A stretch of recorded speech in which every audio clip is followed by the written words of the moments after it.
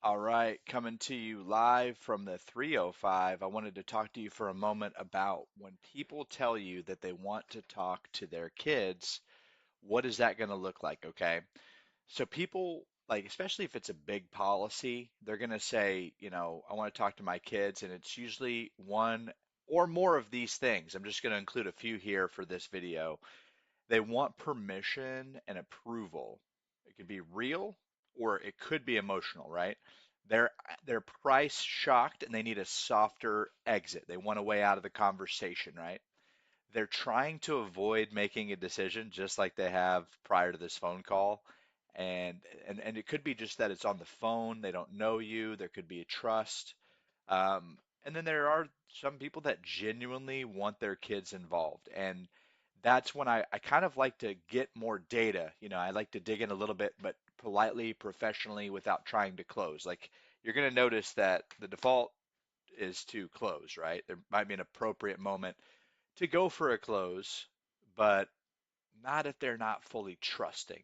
There's some to me, it's always trust. There's to some degree, even if it's a very small amount of trust involved, regardless of what's said by the person, there's got to be something, right, that they don't fully trust. Okay, so my job is to validate and clarify what talk to my kids actually means. And then we're going to control the next step. Don't leave it open-ended. Like you want to book a meeting from this call. The tight conversation we're learning through neuro-emotional persuasion questions. Chris Voss had also been on Jeremy Miner's podcast as well.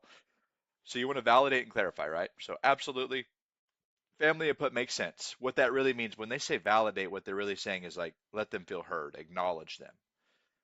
When you say talk to your kids, is it more about them helping you decide, or is it more about you letting them know what you put in place? Just listen. They say, well, just need to let them know. It could be help me decide. Like that's actually two very common things that can happen, right? So let's just go through them both really quick. If it's about approval, let's get the real concern, right? Like, when's the last time you added like a big bill like this on your plate? Try to get a feel for the amount. Like they're trying not to, they don't want to seem like they can't afford it. People don't like to admit that they can't afford it, right? Even if they do, usually it's not true. So we already talked about how it's always trust because if they believed in the product enough, it's almost never price, right? But we are dealing with final expense. We are dealing with seniors on fixed incomes, right? So let's look at this for a second. What do you think they might say would concern them the most? Like, what do you think that they would say would concern them the most about the policy? Is it the monthly amount or that it's on the phone? And it's a soft way of asking like about trust. It's a way to go about it. Totally fair.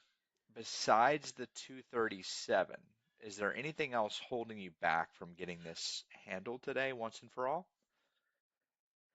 All right. I like to adjust the prices, man. I like to bring that price down, cut it in half.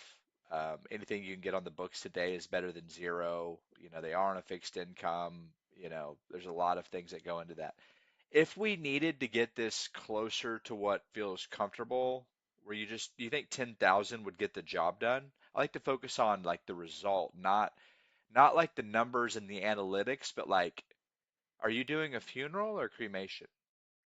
Well, I'm going to do a funeral. Well, how much do you think a funeral is? I think a funeral is like $20,000. I just saw my aunt. She buried my cousin for $25,000. It's like, whoa. I have to say, look, I'm sorry. First of all, I'm sorry for your loss there. But, I have to admit that really must have been a very nice funeral. Oh, it was over the top. And I had this conversation the other day. Oh, it was way over the top. Right? Do you feel like you need something that is that luxurious? No, I think it's a waste of money.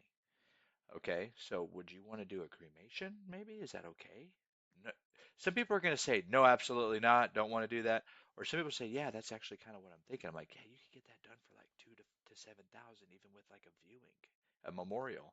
Like I go into this tone of like I'm just being real with you. We're being authentic. We're having a conversation. And I'm like, it's like I'm telling them a secret. I'm like, yeah, look, my company's going to try to convince you that you need like 12 to 15,000 because they want to sell bigger policies, but that's just not true. Like I'm a people person. I'm for the people. I'm not for the gigantic corporation that's already making money.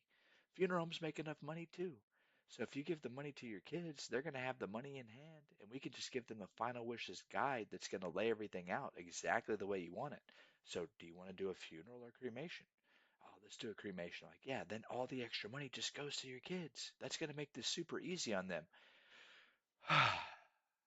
That's what we want them to feel is like a sigh of relief, like, oh, like I'm already feeling like de-stressed from talking to you because you're helping me work through a problem that I obviously have not been able to figure out prior to now, right? Going into number three here, right? So if it's just about like letting the kids know, they're gonna want to see something in writing. That makes sense. And just so I'm clear, like this is your decision, right? Like you just want to keep them informed in the loop. Yeah, perfect. No, like it says to go for the close here in the training manuals. I disagree. I don't think we're ready to go for the close yet. It's like perfect. Well, look, I mean, if it's just about keeping them in the loop, let's get something in writing that we can show to them. Let's get you approved, number one. Number two, let's get something in writing that they can see and hold and know is the real deal. Okay.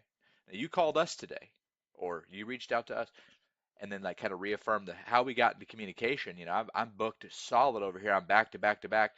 I don't want to have to, you'd have to deal with this again. By the way, you do know that I'm with like 21 different carriers, right?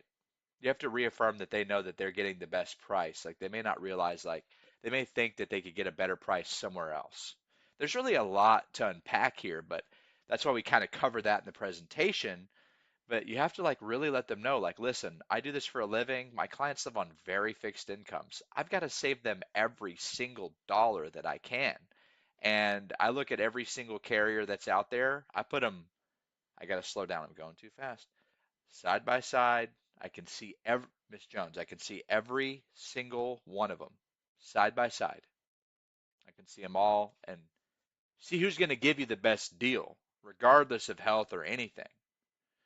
And I like to throw in the health thing there because, dude, there's different underlying hidden concerns that people have, right?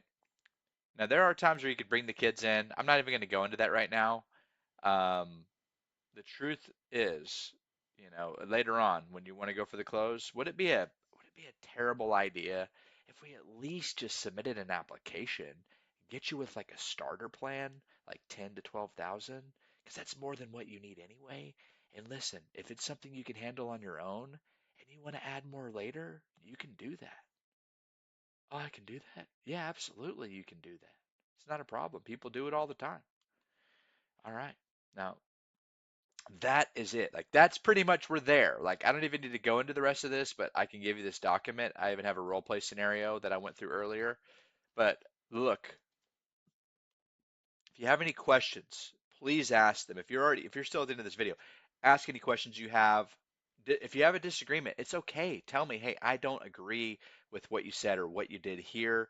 Tell me, I'd be more than happy to go over this with you and we can role play it, we can look at it, we can break it down, we can dig in.